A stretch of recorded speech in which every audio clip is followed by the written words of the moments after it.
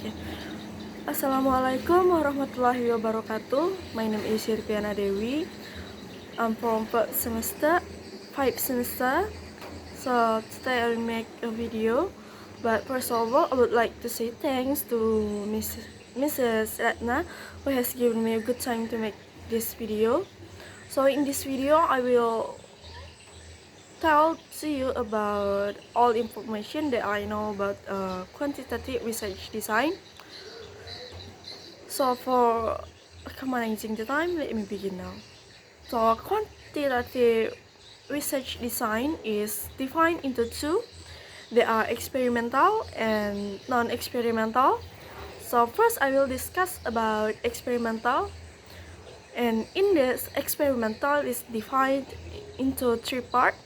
For the first is pre-experimental. So pre-experimental is research design that has not been categorized as a real experiment. This is because in this design, random sampling has not been carried out, and there is not sufficient control and on confounding variables that can impact the dependent variable. So second is quasi-experimental.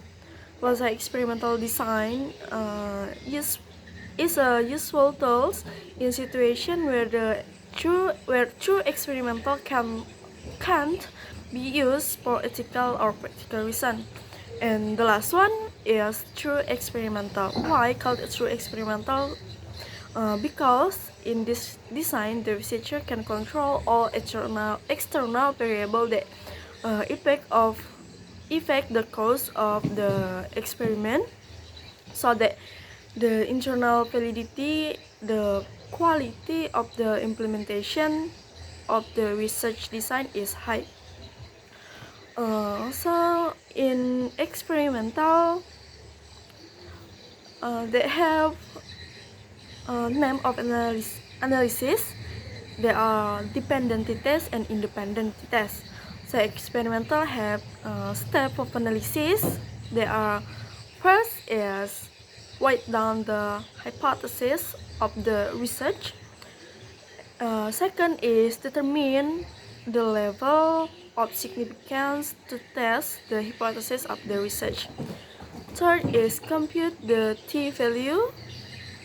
Fourth is find the critical value on the table, and the last one is test the hypothesis.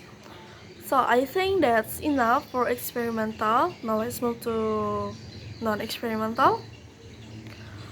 So non-experimental is defined into three parts. There are survey, correlation, and ex post facto. So because I haven't studied non-experimental in depth, so that all I can say about non-experimental. So I think that's all from me. Thank you very much for your kind attention. And the last I say, Wassalamualaikum warahmatullahi wabarakatuh.